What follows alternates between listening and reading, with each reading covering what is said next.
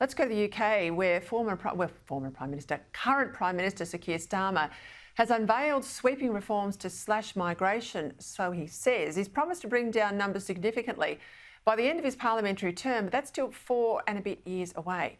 Now, he's talking a big game, but it's hard not to see this as a bit of a cynical ploy, given he's losing ground rapidly to Nigel Farage's Reform Party. Joining me now to unpack this and more, Sky News contributor, of course, the wonderful author, Ayaan Hirsi Ali.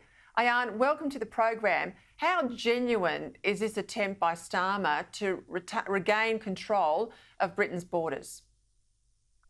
Peter, lovely to see you. I think this is just empty words. I say this because I compare Donald Trump campaigned, for instance, on closing the southern border. And if you look at the results, you compare those of the Prime Minister of the United Kingdom, Keir Starmer, who made the exact same noises several times that he was going to crack down on immigration. But in the first quarter of 2025, the small boat crossings into the UK went up by 40% compared to last year around the same time. Trump has been in office for only 100 days, and the crossings through the southern border have gone down by 92%. And so that is, if you know, elections have consequences. And what we are seeing with Keir Starmer is that the last local election, when Labour lost and lost badly, and the Reform Party of Nigel Farage won, he's gone back to, again, deploying that rhetoric that he thinks speaks to the average person in Britain. But the policies, this is the actions, speak louder than words. And it just tells us that his words are quite empty, especially compared to President Trump, who has been in office for only 100 days and managed a 92% drop in border crossings. We look at all the polls in relation, the polls in relation to Nigel Farage and those significant wins he had in the local council elections. Do you see this issue as one of the driving issues for reform? It is the driving issue. It is immigration and Islam. And it is the British people, like many other Europeans, who haven't been consulted about what many of them feel to be an invasion. They don't even call it immigration anymore. What feels like an invasion, and these politicians saying the right things when they think they need the electorate, but once they come into office doing the exact opposite. And so this is exactly what's driving it, and we're going to see everywhere. We're seeing populist parties and new parties on the rise, and I think that's what's driving the Keir Starmer's rhetoric.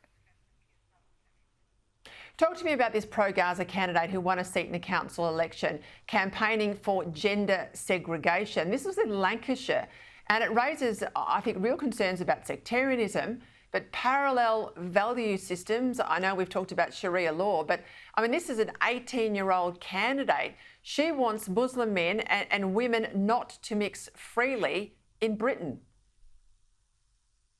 Well, immigration also has consequences. And in Britain, the Muslim Brotherhood especially is very well established, and their tactic is to gain power one council at a time through elections. This woman was made to stand for elections, and what she is proposing is Sharia law through the front door.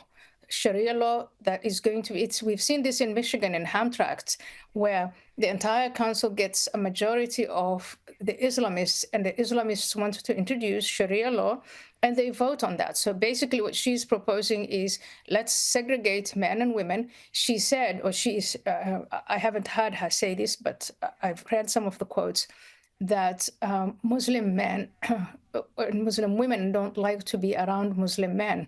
And the question is, why is that? I interpret this as we've had this explosive debate about the rape gangs, and the implication, and many imams have said this previously, if you don't want women to be raped and assaulted and attacked, then we have to have gender segregation. In other words, it's the Sharia solution. And they say Islam is the solution, and that's what this woman is implementing. It harks back to a time in Australia where we had an imam say that women who don't cover up when they're out in public, this is, non-Muslim women, basically they're asking for it. The quote went to uncovered meat or something like that. There was a huge outcry at the time. But I thought we'd moved on from all of that. Ayaan Hirsi Ali, thank you. We'll catch up with you soon.